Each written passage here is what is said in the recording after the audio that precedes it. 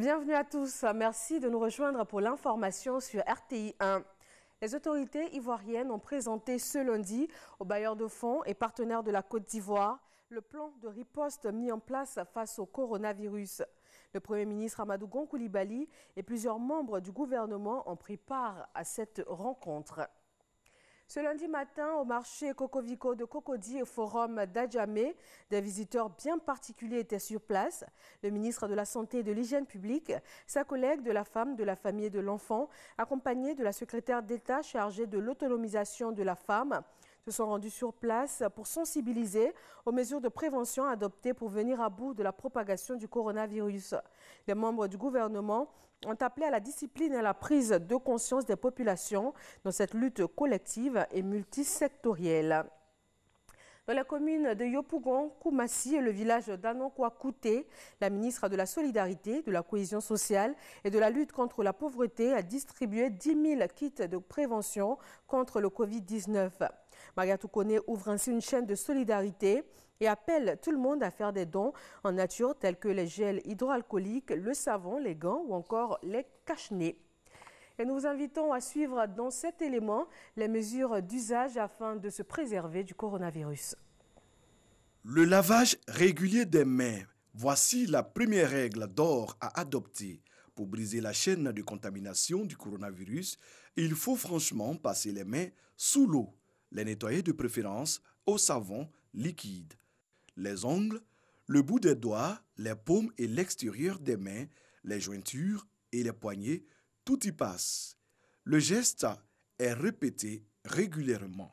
En période d'épidémie, il faut aussi éviter de se toucher le visage, nez, bouche ou les yeux, car les mains peuvent être en contact avec des surfaces contaminées. Il faut se couvrir le nez et la bouche avec le pli du coude ou un mouchoir jetable en cas de toux et d'éternuement. Afin de limiter les risques d'exposition, les spécialistes recommandent d'éviter les lieux très fréquentés et les hôpitaux autant que possible. Si vous y êtes contraint, respectez scrupuleusement les règles d'hygiène. Il faut noter que les masques respiratoires sont très demandés en ce moment. Il est bon de savoir que le port du masque est utile pour ne pas diffuser la maladie, mais pas pour éviter de l'attraper. Les spécialistes notent d'autres mesures de prévention, notamment éviter tout contact étroit avec une personne souffrant de fièvre, rhume et toux. Si malgré toutes ces dispositions, vous êtes victime de fièvre, toux et difficultés respiratoires, il faut se rendre de toute urgence dans le centre de santé le plus proche. Voilà donc les bons gestes à adopter en cette période particulière. À Hong Kong, à partir du mercredi 25 mars, l'interdiction d'entrer sur le territoire à tous les non-résidents a été annoncée. Une décision qui intervient après une récente hausse des cas de contamination au coronavirus. Le transit des passagers par l'aéroport de la ville sera également interdit. Aussi, tous les restaurants et bars ont interdiction désormais de servir de l'alcool. Le Canada ne participera pas aux Jeux olympiques de Tokyo s'ils sont maintenus pour cet été. Le pays a décidé de n'envoyer aucun athlète et exige le report des Jeux en raison de la pandémie de coronavirus. Le Canada est la première nation à se prononcer officiellement par l'intermédiaire de ses comités olympiques et paralympiques.